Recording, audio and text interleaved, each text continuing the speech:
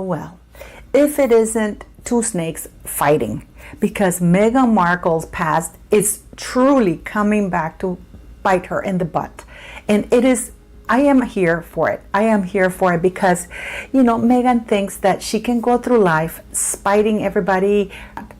And what Fergie is negotiating allegedly right now is a tell-all book, and that's what she's using to threaten the royal family.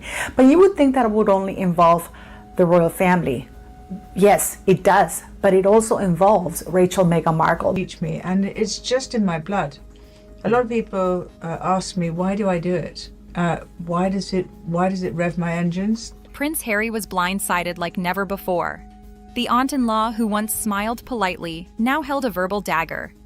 Connecting his wife to one of the royal family's darkest secrets, leaving him furious, helpless, and trapped in a media nightmare. She can go through life spiting everybody, hurting people, stepping on people, and never coming back to haunt her. Except when one of these people is Sarah Ferguson, who is as bad as Meghan Markle. It was just supposed to be another fancy party in Mayfair. Champagne flowing, pearls shining, polite smiles all around. But then, Sarah Ferguson, yes, Fergie herself, dropped the line that would shake the royal family. Meghan was Andrew's first client. For a second, the room went completely silent. People froze mid-laugh, mid-sip, mid-whatever they were doing. You could feel the air change. She's changing her tune. And now she wants her pound of flesh. Now it's payback time. Then came the gasps, the nervous giggles, the whispers behind covered hands. Within minutes, the words had escaped the fancy room, spreading through London like wildfire. He was literally blackmailing the royal family into keeping her there, which is what Meghan Markle is trying to do, except that Meghan Markle did not know the royal family for such a long time.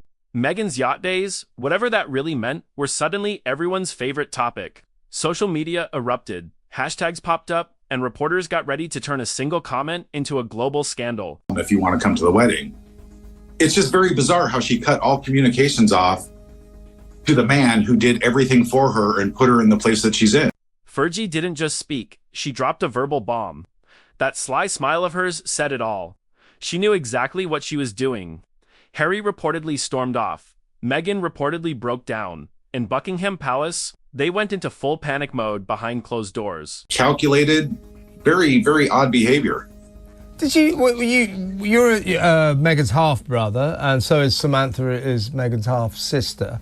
The irony, the same woman who once helped Meghan navigate royal life had just thrown her into the spotlight in the worst way possible. And now, the world was watching. Every whisper, every rumor, every old photograph suddenly mattered more. Fergie had lit the fuse, and Meghan's perfect public image was in flames before anyone could blink. A lot of the secrets, because Fergie has been part of the shady deals that Andrew has done, and some of King Charles, then now King Charles as well. Before the tiaras, the titles, and the royal headlines, Meghan Markle had a life of her own, and some say it was flashier than she admits. Hollywood wasn't exactly giving her big roles, so Meghan knew how to work the room.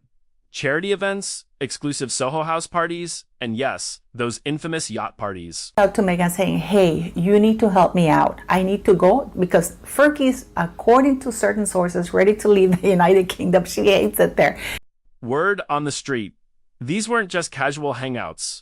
In those sparkling sunny settings, deals were made, reputations were traded, and all the important people mixed together. Her man serves her no purpose. Does that sound familiar? Fergie saying, oh, you know what? I'm done. I'm done. Why? Because now she no longer has the use of the title. That's very, very Meghan Markle. That's what's going to happen.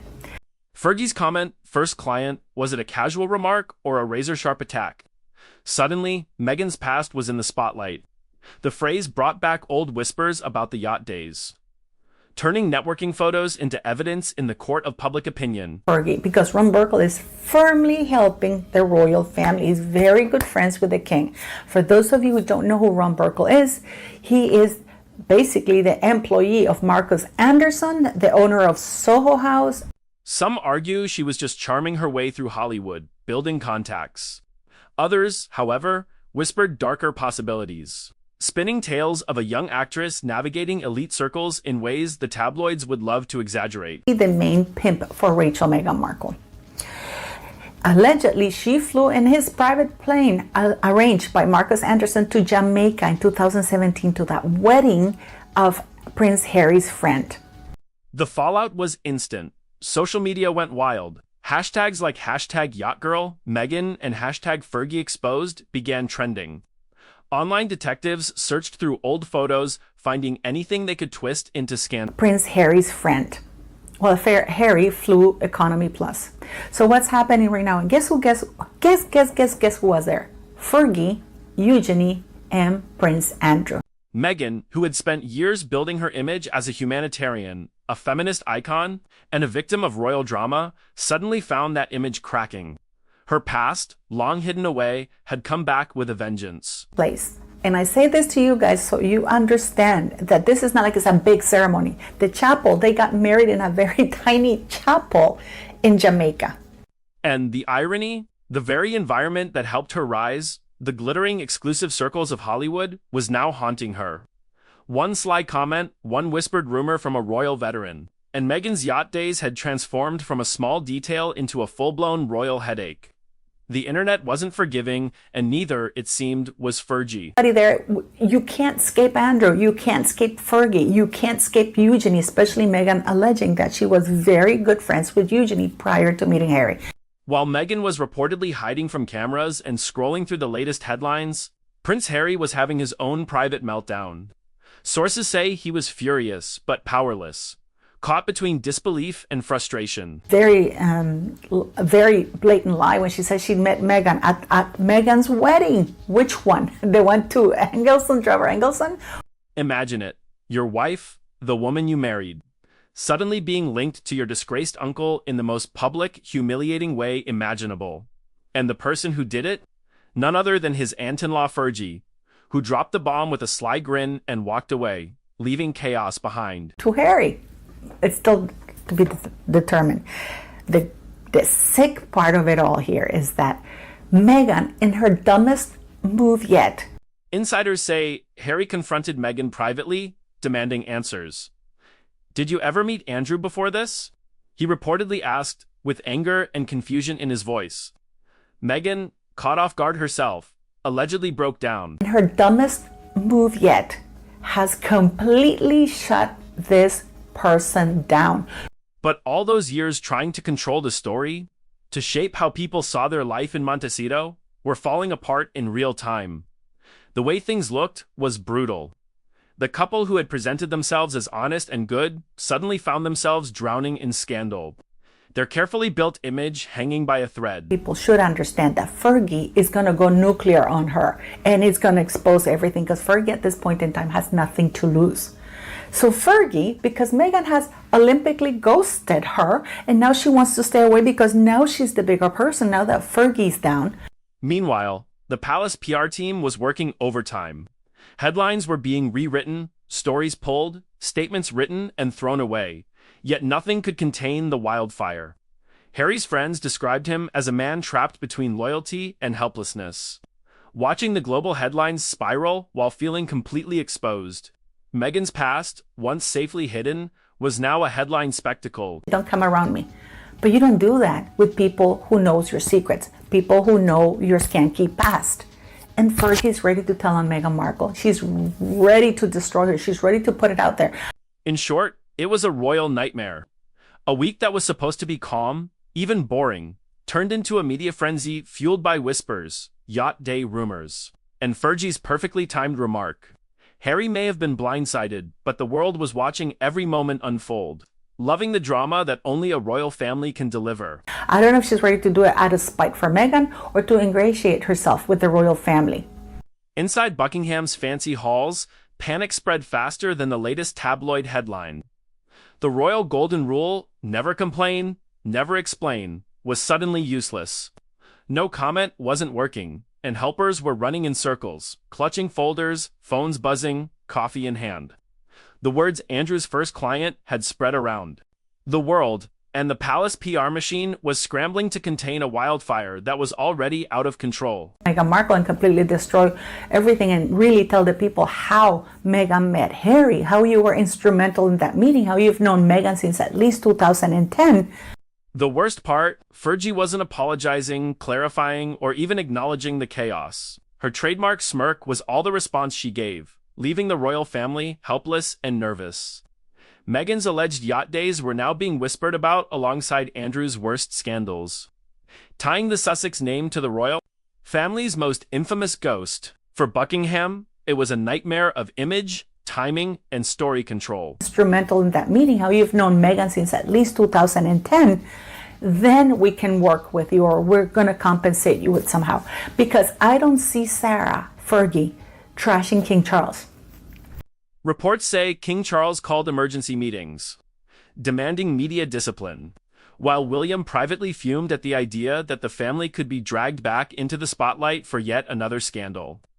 Meanwhile, in Montecito, Meghan reportedly cried in private. Harry gritted his teeth, and their PR team raced to change the story without confirming or denying the bombshell. Side of Meghan's character? No, there was just, all kids have little attitudes, growing up, they start filling the form that they're going to be for the rest of their lives. The palace thrives on control, on polished statements, and carefully planned appearances. But this was uncontrollable. Every whisper, every photograph, every rumor became a weapon against them. Fergie had lit the fuse, and the royal house that prides itself on being private was suddenly at the mercy of one sly ant's words. Chaos had a new name. Meghan Markle's yacht days. Going to be for the rest of their lives. There was a few times when you could just definitely see that she had an attitude. She definitely, even Dad admits this, that she was a little too spoiled. Prince Andrew's name alone is enough to make palace helpers break into a cold sweat.